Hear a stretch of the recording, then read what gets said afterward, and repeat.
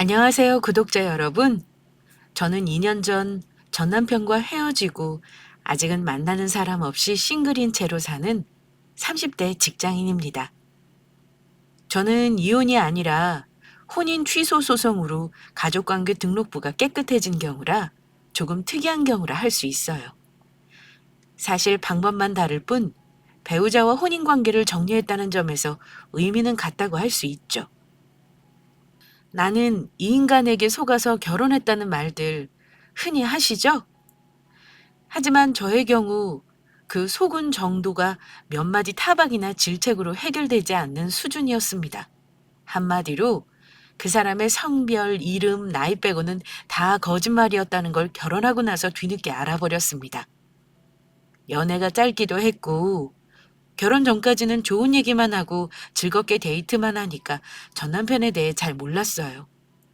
처음에는 저에게 너무 잘해주고 배려도 있었고 상냥했고요.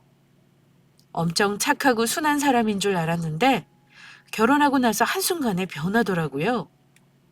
왜 제가 혼인 취소와 손해배상 청구라는 강수까지 도가며 관계를 정리했는지 그 기막힌 얘기 한번 들어주시고 조언을 부탁드리겠습니다.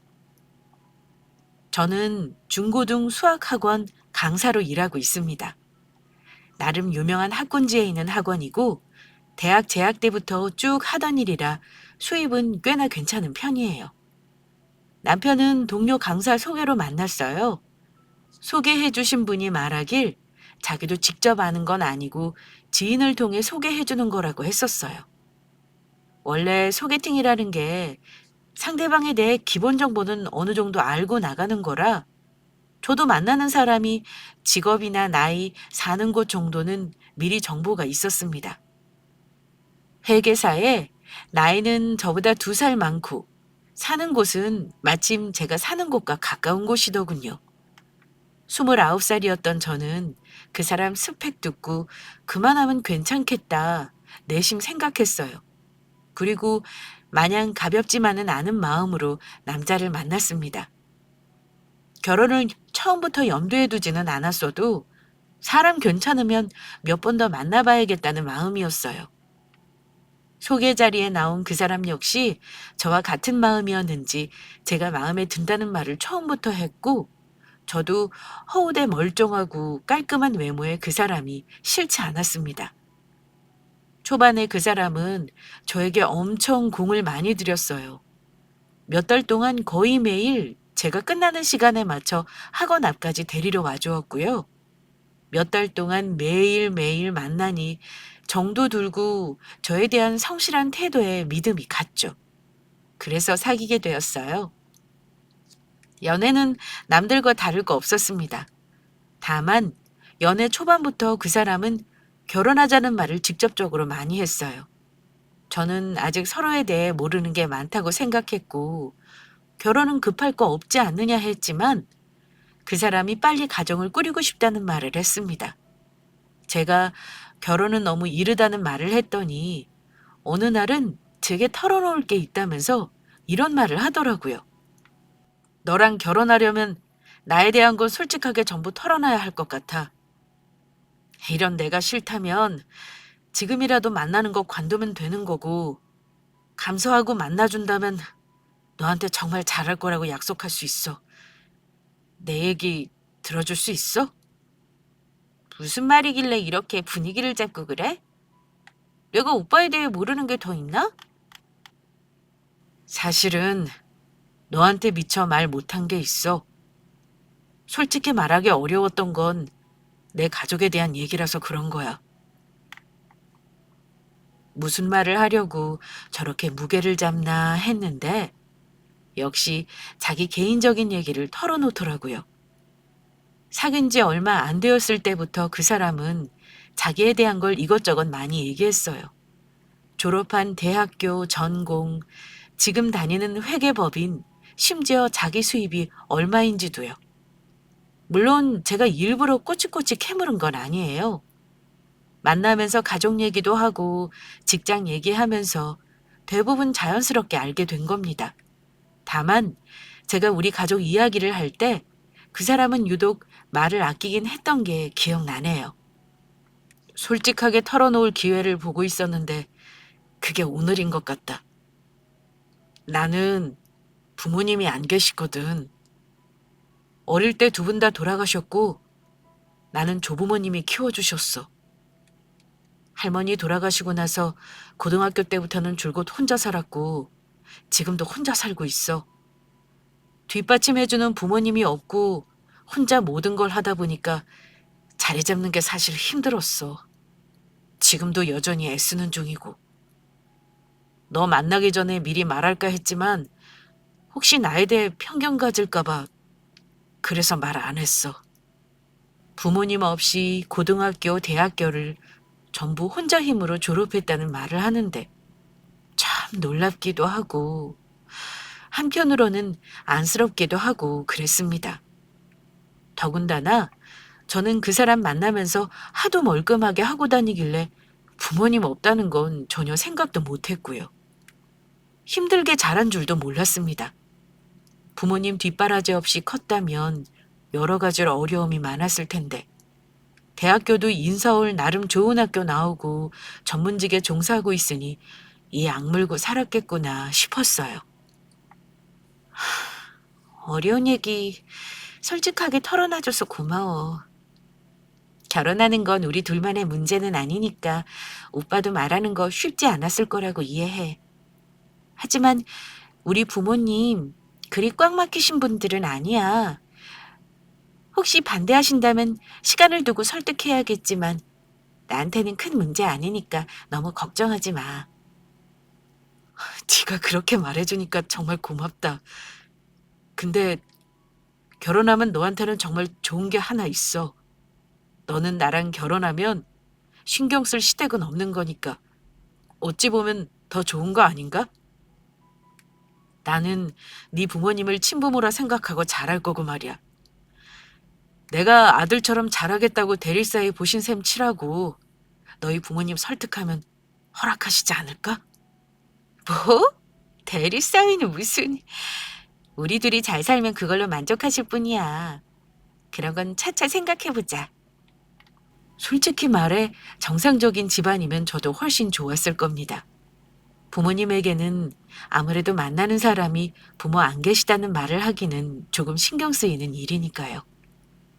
하지만 그때 저는 그 사람을 이미 많이 좋아하고 있었던 것 같습니다. 그리고 그 사람 말대로 신경 쓸 시댁이 없다는 건 오히려 좋겠구나 싶기도 했고요. 그런데 또 그 사람 하는 말이 자기가 부모님은 일찍 돌아가셨지만 외가 쪽 집안은 아직 연락하고 사는데 다들 외국에서 산다고 하더라고요.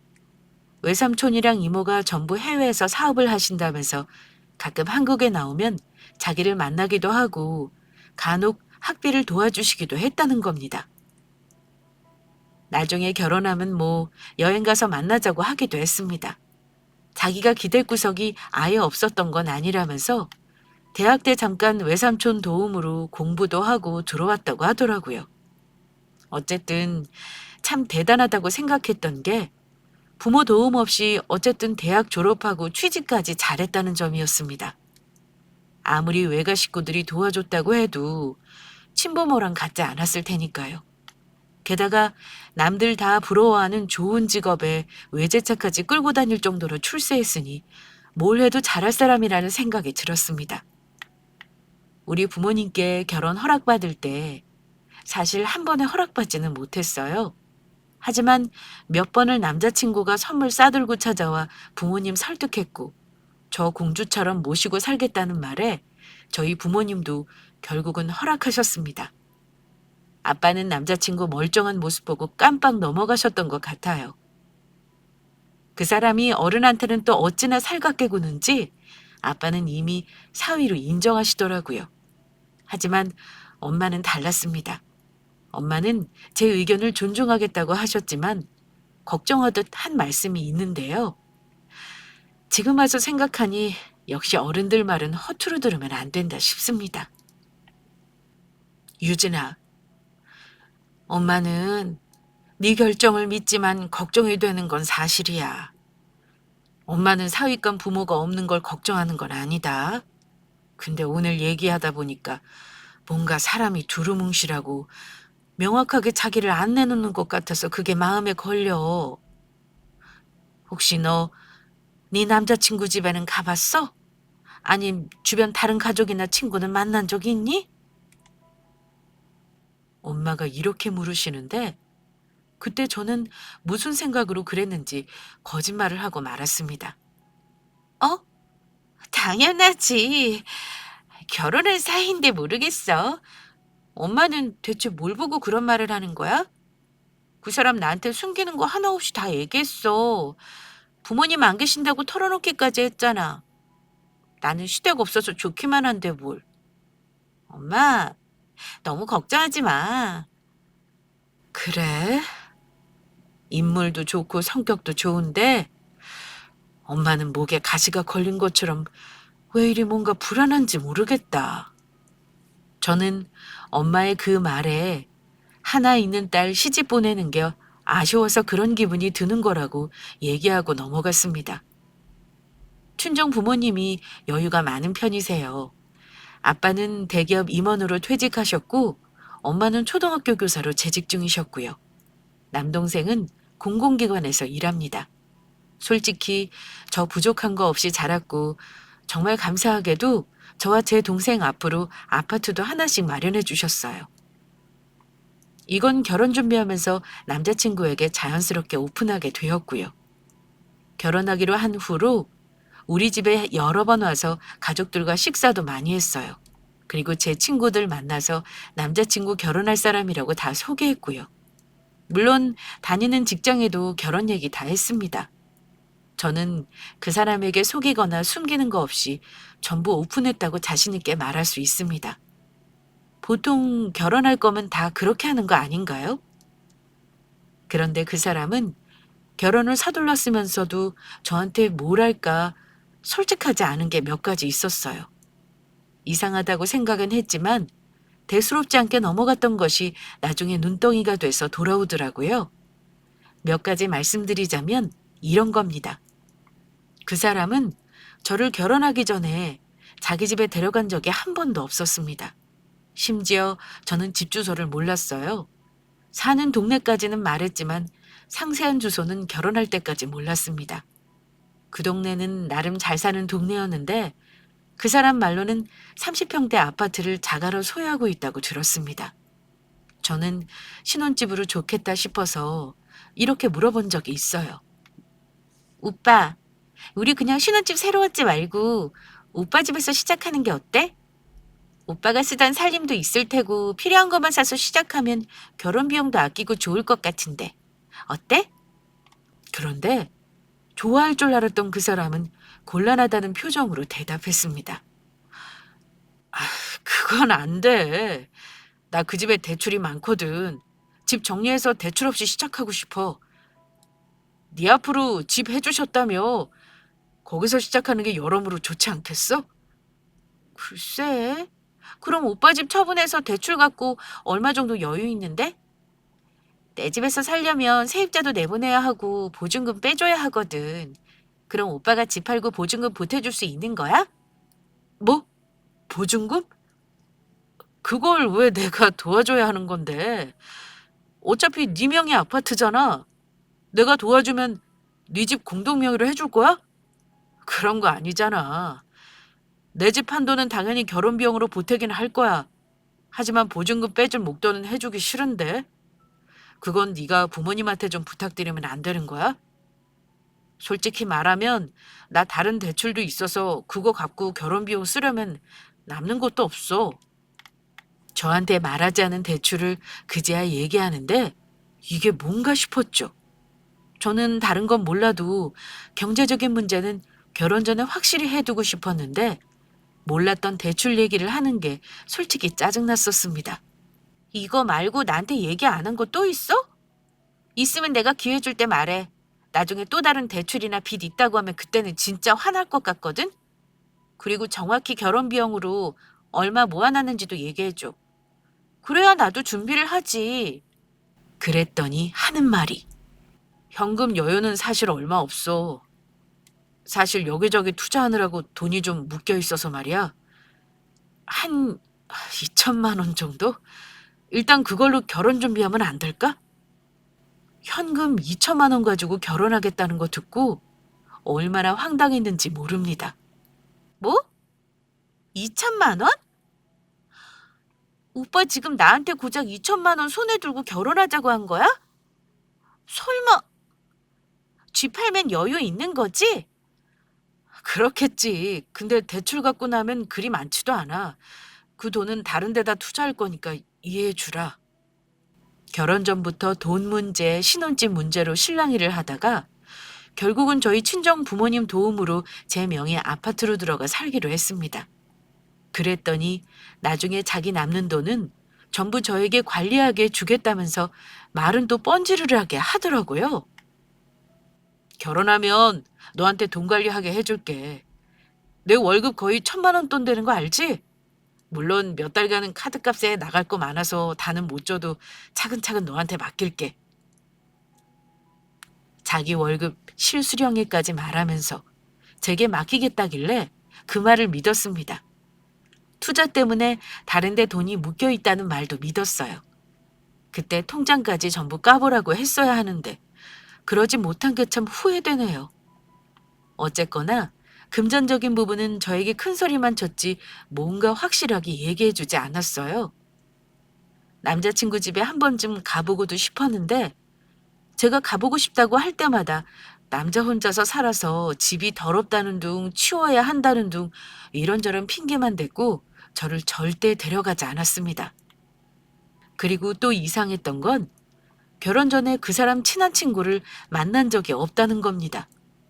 가족들이야 부모님 안 계신다는 건 알고 있었고 외가는 전부 해외에 거주한다고 했으니 그렇다 쳐도요. 회사 사람들 말고 친한 친구들에게 보통 예비 신부를 소개하는 게 정상 아닌가요? 제 친구들에게 결혼 전에 미리 따로 만나 소개했는데 남자친구는 저에게 자기 지인들을 전혀 알려준 적이 없었습니다. 심지어 대학 동창도 없었어요. 저에게는 인서울 D대학 경제학과를 나왔다고 했고 과대까지 했다고 했는데 학교에 대해서 자세히 얘기해 준 적도 없었고 동창회도 안 나가는 것 같았고요. 뭐랄까, 제 눈에는 딱히 연락하고 지내는 친구가 안 보였습니다. 저는 그냥 서로들 살기 바빠 그래서 자주 못 만나는가 보다 생각을 했지만 결혼 전에도 만날 친구 하나 없다는 게 이상하긴 했습니다. 외가 식구들 해외에서 살아서 상견례도 어렵다니 어쩔 수 없이 생략했고 정말 간소하게 결혼했던 것 같아요. 결혼하면 아들처럼 잘하겠다는 사람인 거 믿었고 자기 식구 없으니 우리 부모에게 잘하겠다는 것도 고맙게 생각했습니다. 결혼 과정 얘기하자면 그것도 이상한 게 많긴 했어요. 하지만 이 얘기는 생략하고 결혼 후 얘기를 먼저 해야 할 것 같습니다. 안타깝게도 저는 결혼 후 한 집에서 남편과 생활하고 나서야 이 사람이 내가 알던 것과 다른 모습이 많다는 걸 하나둘 알게 되었습니다. 결혼하고 나서부터 변했다고 생각했는데 그게 아니라 본인의 원래 모습을 감추고 있었다는 생각이 들기도 했습니다. 심지어 욱하는 면이 있다는 것도 몰랐습니다. 처음 시작은 돈 문제부터였습니다. 남편은 분명 결혼 전 저에게 경제적인 걸 맡기겠다고 여러 번 얘기했는데 결혼해서 한 달이 지나고 두 달이 지나 세 달이 되도록 남편에게 생활비를 받지 못했어요. 첫 달에는 자기 카드값이랑 나가는 게 많아서 못 주겠다더니 매달 이런저런 핑계를 대며 공동 생활비조차 주지 않았습니다. 참다 못해 제가 먼저 말을 했는데 남편은 굉장히 민감하게 반응하더라고요. 여보, 당신 결혼 전에는 나더러 돈 관리하라더니 대체 이게 뭐야? 월급을 안 줄 거면 최소한의 생활비는 같이 내야 하는 거 아니야? 월급은 왜 안 보여주는 건데? 말 나온 김에 당신 계좌 내역 좀 보자. 대체 정확한 월급이 얼마야? 생각해보니까 나 그것도 모르고 있잖아. 당신이 집 팔아서 넣어놨다는 주식 계좌. 나 한 번도 본 적 없고 투자를 어디에 하고 있는지도 몰라. 이제는 말해줘야 하는 거 아니야? 생활비 때문에 그래? 내가 이번 달까지는 좀 봐달라고 했잖아. 다음 달부터는 꼭 줄게. 근데 전부 다는 못 주고 내가 쓸 거는 빼고 줘야겠다. 말이 살짝 달라지길래 이럴 거면 왜 거짓말을 했냐고 따져 물었죠. 그런데 너무 심하게 화를 내는 겁니다. 굉장히 자존심 상해하면서요. 그러면서 제가 돈으로 자기를 무시한다며 오히려 저를 나쁜 년으로 만드는데 마치 피해의식이 있는 것처럼 보이기까지 했습니다. 본인 월급이 많다고 자랑하던 사람이 결혼해서는 갑자기 말이 바뀌는데 제 입장에서는 당연히 얘기할 수 있는 거 아닌가요? 결혼 전도 그렇고 결혼 후에도 그 사람이 씀씀이가 작은 것도 아니었어요.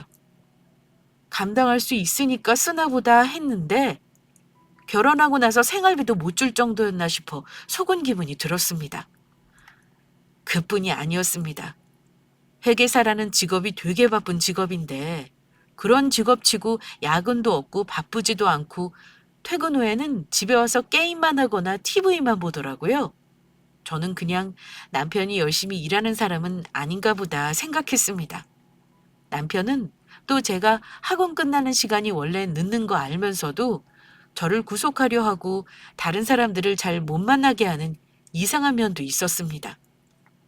결혼하고 나서 와줬던 지인들에게 식사 대접을 하려 해도 누군 이래서 별로다, 누군 이래서 안 좋다, 만나지 않았으면 좋겠다는 말을 하기도 했습니다. 결혼하고 나서 남편 때문에 인간관계가 고립되는 느낌이 들었다고 해야겠네요. 허언증도 있는 듯해서 이런저런 사소한 거 거짓말들도 뒤늦게 알게 되었고요. 예를 들어 전에 어느 나라에 여행 갔던 적이 있다고 했는데 알아보니 없다던가 사소한 경험이나 경력 같은 것들을 속였다는 걸 알게 되었습니다. 성격이라고 치부하기에는 이상한 점들이 많았죠. 그걸 느낀 게 결혼하고 나서 반년도 채 안 지난 시점이었습니다. 하지만 이런 건 아무것도 아니었어요. 제대로 남편에게 뒤통수를 맞은 사건이 그 무렵 생겼으니까요. 마침 제가 학원을 쉬는 날 그런 일이 생겼다는 게 오히려 지금은 감사할 일인가 싶기도 하지만요. 그날 남편 출근하는 거 보고 저는 여느 때처럼 청소와 집 정리를 해놓고 쉬고 있었습니다. 종일 부족한 잠도 자고 먹을 거 먹고 모처럼 휴식을 보내고 있었어요. 저녁 무렵이 되어 남편 오면 먹을 국을 끓일까 고민하고 있는 그때 누가 온 건지 초인종을 누르더라고요. 우리 집에는 택배나 배달 말고는 찾아올 사람이 없으니 이상했죠? 잡상인인가 싶어 돌려보낼 생각으로 누구냐고 물었는데 웬 중년의 여자분이 김영민이라고 여기 살죠? 나 이상한 사람 아니고 꼭 할 말이 있어서 왔는데 잠깐 시간 좀 내줄래요? 이러는 겁니다. 그분이 말하는 건 분명 내 남편 이름이었고 설마 아니 거짓말하는 것 같지는 않았습니다. 그래서 문을 살짝 열고 무슨 일이냐며 물었어요. 그런데 그분이 할 얘기가 길다면서 혹시 지금 김영민이 집에 있냐고 하는 겁니다. 없다고 했더니 잠깐이면 된다고 하도 간절히 얘기를 하길래 일단 들어오시라 했습니다. 대체 무슨 일로 이런 중년 여자가 남편을 안다고 하는 건지 궁금하기도 했고요. 그 여자는 집에 들어오더니 거실에 걸린 결혼사진을 한참 보더니만 이리저리 고개를 돌리며 집을 둘러보더라고요.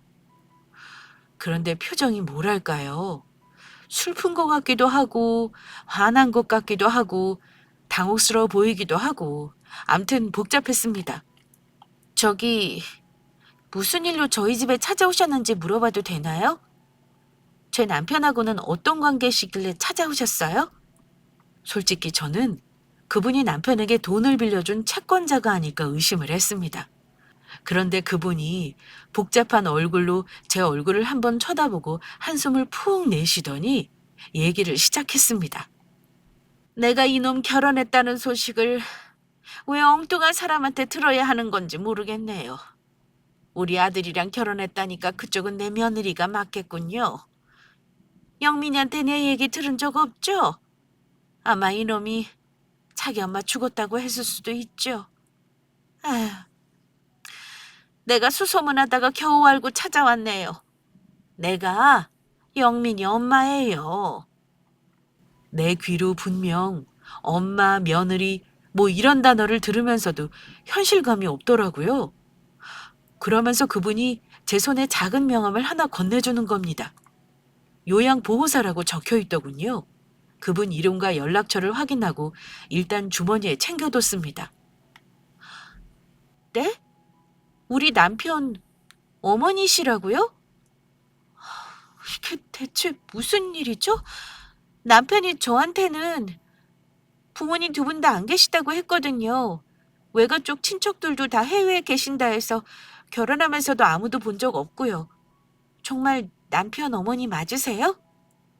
그러자 그 중년 여자, 아니 남편 어머니라는 사람이 참담한 얼굴로 이러는 겁니다. 내가 이럴 줄 알았지. 이놈이 하다 엄마한테 말도 없이 결혼까지 했네요. 이왕 결혼했다니까 어쩌겠어요. 내 아들놈 며느님이 봐주고 살아야지 않겠어요? 내가 지금부터 하는 말 잘 들어요. 남편이 돌아가시고 없다던 엄마가 우리 집에 찾아온 것도 충격인데 아들이 결혼한 걸 모르고 있다가 찾아왔다는 게 더 놀라웠습니다. 분명 무슨 사연이 있겠구나 싶어 일단 얘기를 들어보려 했는데요. 하필 그때 현관문이 열리는 소리와 함께 남편이 집 안으로 들어오는 겁니다. 남편 엄마라는 분은 인기척에 놀라더니만 급히 숨는 신용까지 하며 당황하더라고요. 하지만 그 짧은 시간 숨을 데가 어디 있겠어요. 아들 집에 왔으면서 아들이랑 마주치지 않으려 한다는 게 참 이상해 보였습니다. 그런데 거실로 들어선 남편은 그런 저와 자기 엄마를 보고는 훨씬 더 당황하더라고요. 잠시 침묵이 흐르고 아주머니가 남편에게 이러더라고요. 영민아, 엄마야. 어차피 마주쳤으니 네 처한테 얘기해야 하지 않겠니? 왜 엄마 죽었다고까지 거짓말을 한 거야? 결혼까지 했으면 연락은 했어야지, 이놈아. 그런데 남편은 자기 엄마가 하는 말을 듣고는 표정이 험악하게 바뀌더니만 마구 소리를 질렀습니다. 당신이 여기가 어디라고 와? 당장 나가. 내 인생을 망치려고 온 거 내가 모를 줄 알아? 당장 나가라고! 남편은 자기 엄마 어깨를 밀며 집 밖으로 내쫓을 기세였습니다. 그분은 자기 아들 힘에 밀려 맥을 못 추고 있었고 그 모습이 너무 폭력적이어서 저도 많이 놀랐습니다. 어머 오빠, 대체 왜 이래? 오빠 엄마라고 하셨는데 맞는 거야? 그럼 오빠가 날 속인 거잖아. 얘기를 더 들어보고 싶은데 왜 자기 엄마를 힘으로 내쫓으려고 해? 놀란 제가 남편 팔을 붙들고 말렸지만 남편은 막무가내였습니다. 듣긴 뭘 들어. 네가 알 필요도 없고 그냥 모른 척하면 되는 거야. 내가 당신 같은 엄마는 필요 없다고 했지. 남의 인생 망치려고 하지 말고 당장 내 집에서 나가. 서슬퍼렇게 소리치며 나가라고 악을 쓰자 남편 엄마는 마지못해 현관에서 신발을 신으며 울음 섞인 목소리로 말했습니다. 영민아, 너 아무리 그래도 엄마한테 이러는 거 아니야. 설마 내가 너한테 잘못 물으려고 왔겠니? 이놈아, 부모 모르게 결혼까지 하고 너 대체 어쩌려고 이래? 응? 한마디만 더 하면 나 가만 안 있어. 당장 나가라고요! 남편은 자기 엄마를 그렇게 내쫓아버리고는 분이 안 풀리는지 한참을 씩씩거렸습니다. 지금 제일 황당하고 어이없는 건 저인데도 오히려 제가 말을 못 꺼낼 정도로 본인이 더 난리더라고요. 이제 나한테 설명 좀 해줄래? 돌아가셨다는 당신 엄마가 어떻게 우리 집에 살아서 오신 건지 말이야? 당신 나한테 부모님 돌아가신 걸 거짓말한 거야? 나 도저히 이해가 안 가는데 납득하게 설명 좀 해줄래? 그러자 남편은 아직도 흥분이 가라앉지 않는 얼굴로 나한테 죽은 사람이나 마찬가지니까 말 안 한 거야. 내가 말 안 들 네가 이해하겠어? 나 어렸을 때부터 너무 힘들게 하고 엄마 노릇도 안 했던 사람이야. 그래서 영 끊고 살았고 그러니까 당신도 시부모님 없다고 생각하고 지금처럼 살면 되는 거야. 달라질 건 없어. 왜 달라질 게 없어? 죽었다는 당신 엄마가 버젓이 살아계신 걸 알았는데 달라질 게 없다니? 당신 대체 어디까지 거짓말이고 어디까지가 진실인 거야? 나한테 거짓말을 얼마나 한 거냐고. 당장 나한테 털어놔봐. 그리고 다른 거짓말이 있다면 오늘 다 말하는 게 좋을 거야. 그런 거 없다고 했잖아. 다른 건 당신 속이는 거 없어. 단지 우리 엄마가 내 돈 탐내고 힘들었던 것 때문에 그런 거야. 결혼하면 당신 힘들까 봐 연 끊고 살기로 한 거고 당신은 그냥 내 말대로만 하면 돼. 지금 와서 우리 엄마랑 연락이라도 하고 살겠다는 거야? 남편은 자기 엄마 때문에 힘들었다는 말을 하면서 지금처럼 연 끊고 사는 게 나도 편한 길이라고 저를 설득했습니다.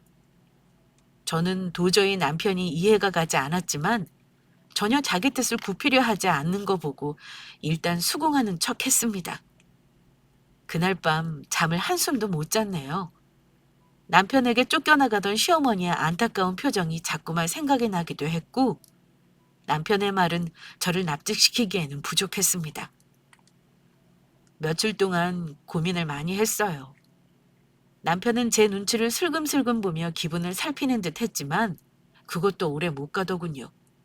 나중에는 네가 이제 와서 뭘 어쩌겠냐는 듯한 태도를 보이는 거 보고 저는 남편 어머니를 찾아가 보기로 마음을 먹었습니다. 그날 남편이 집에 오기 전 받은 명함을 두고 한참 고민하다가 제가 먼저 연락했습니다. 찾아가서 만나보고 싶다는 말에 남편 엄마, 그러니까 시어머니는 주소를 가르쳐 주더라고요. 밖에서 만나는 것보다 집에서 만나야 모든 걸 말해줄 수 있다면서요. 남편이 출근하고 나서 저는 일찌감치 시어머니 집으로 갔습니다. 시어머니 집은 우리 집에서 1시간 거리의 경기도 외곽의 작은 빌라였어요. 도착했더니 문을 열어주시며 들어오라고 하시더라고요. 집 안으로 들어갔더니 방 2칸의 작은 집이지만 깔끔하게 정돈된 느낌을 받았습니다. 그런데 안방에 인기척이 있길래 슬쩍 봤는데 침대에 환자로 보이는 분이 누워 계시더라고요. 제가 놀란 표정을 짓자 시어머니가 먼저 입을 여시더군요. 내가 이제는 말라도 되지? 저기 누워있는 양반은 영민이 아빠야. 지금은 거동을 못해. 얼마 전에 큰 수술도 했고 치매도 있어서 정신도 온전치 않아. 영민이가 당연히 말 안 했을 테니 많이 놀랐겠네. 네, 저한테는 2분 다 돌아가셨다고 해서요. 제가 남편에 대해 너무 모르고 있는 게 많네요. 대체 무슨 일이 있었길래 남편이 저한테 거짓말을 한 건가요? 그놈이 여기저기 거짓말하고 다니는 게 많아. 그래도 설마 결혼까지 했을 줄은 몰랐네.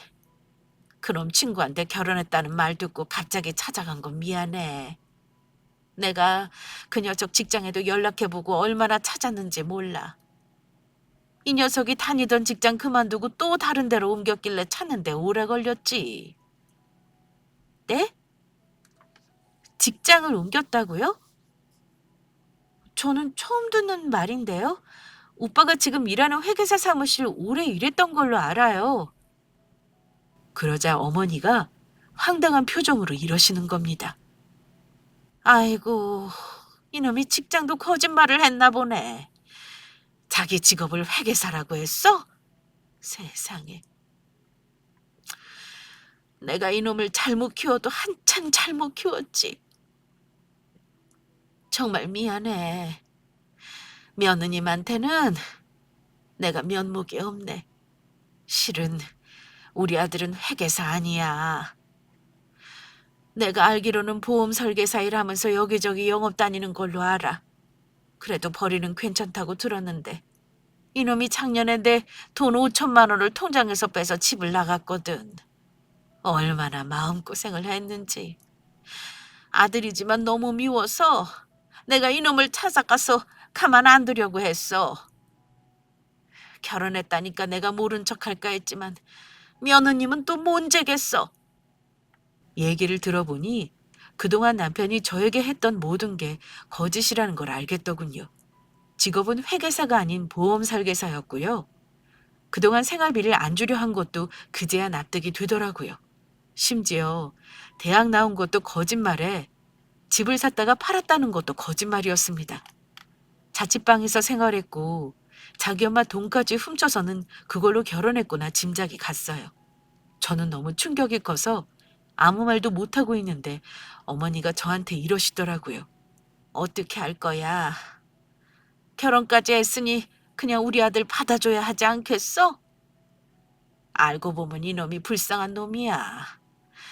어릴 때부터 돈 없이 자라서 열등감도 많고 자존감이 낮아서 거짓말을 밥 먹듯이 하게 된 것 같아 싶어. 내가 엄마로서 많이 미안하고 면목이 없다. 이렇게 다 털어놓았으니 며느님이 좀 이해해주면 안 될까? 그때 정신이 번쩍 들더라고요. 제가 지금 이 자리에 남편을 이해하려고 찾아온 건 아니었거든요.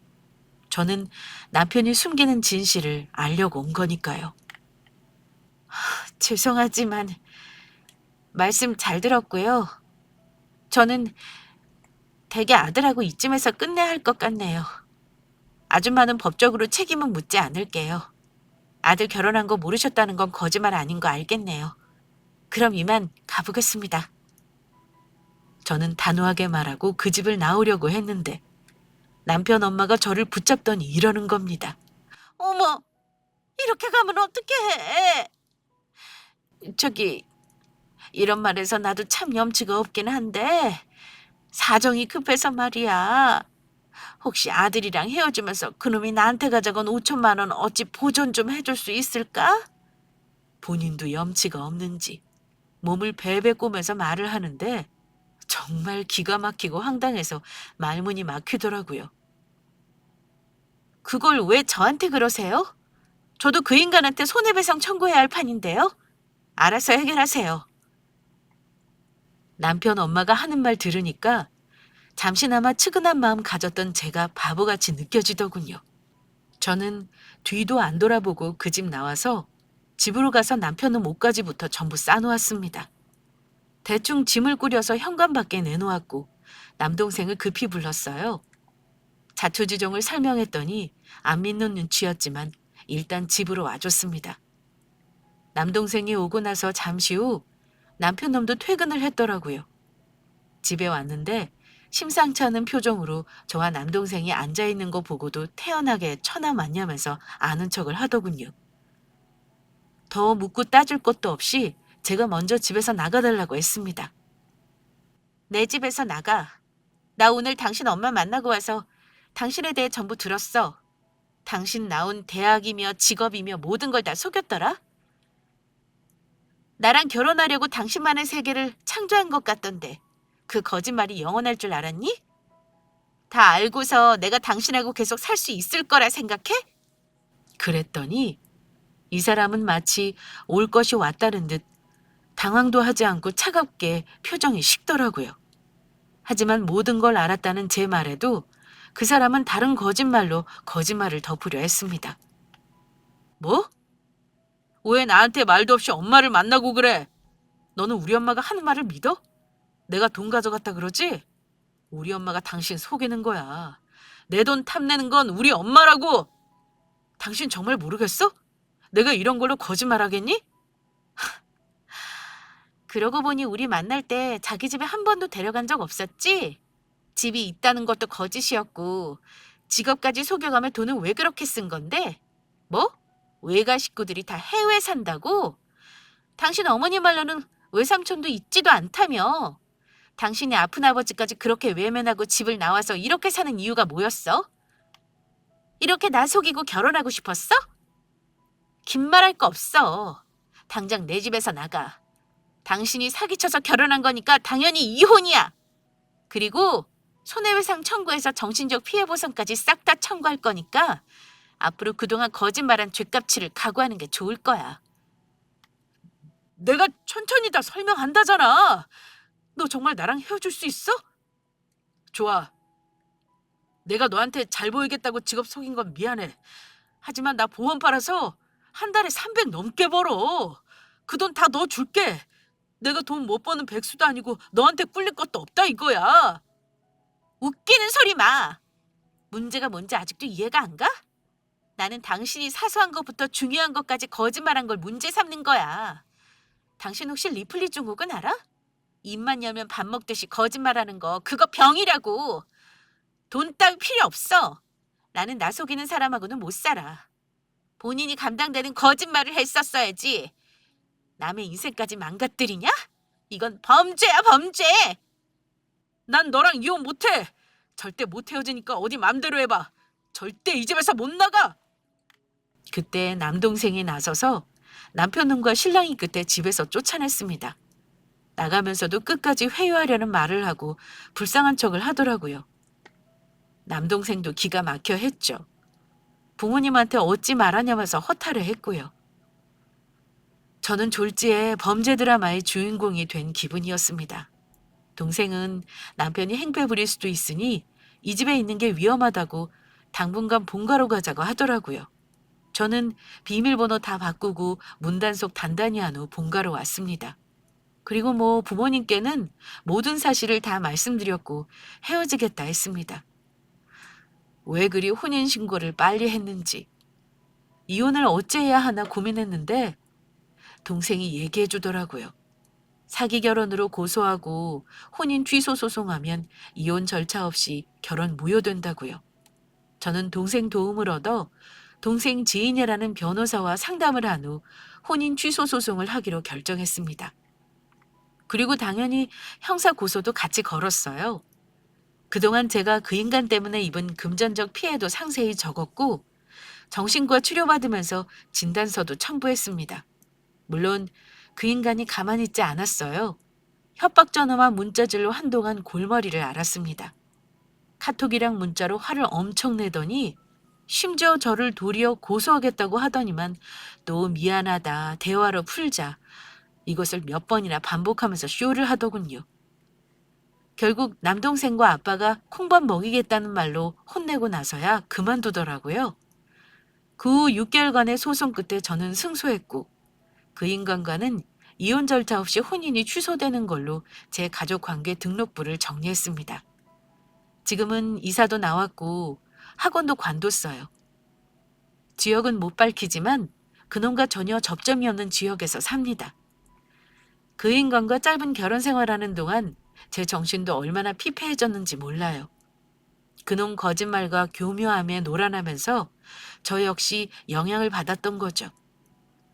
전 남편 놈처럼 거짓으로 자기 세계를 구축해놓고 거짓말을 거짓말로 덮으며 허운을 하다가 그걸 사실로 믿고 사는 게 리플리 증후군이라는 병이라고 하더라고요. 일종의 정신병이고 절대 고칠 수 없다고 한답니다. 그런 사람이 주위에 있다면 도망치는 것밖에 답이 없다네요. 그래도 저는 난데없이 나타난 그놈 엄마 덕에 일찍 탈출했으니 더 이상 인생 망치지 않는 건 불행 중 다행이라고 생각하려 합니다. 저의 아찔했던 결혼 스토리는 여기까지 하겠습니다.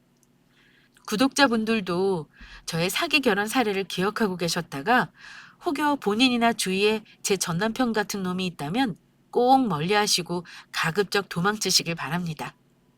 긴 이야기 끝까지 들어주셔서 감사드려요.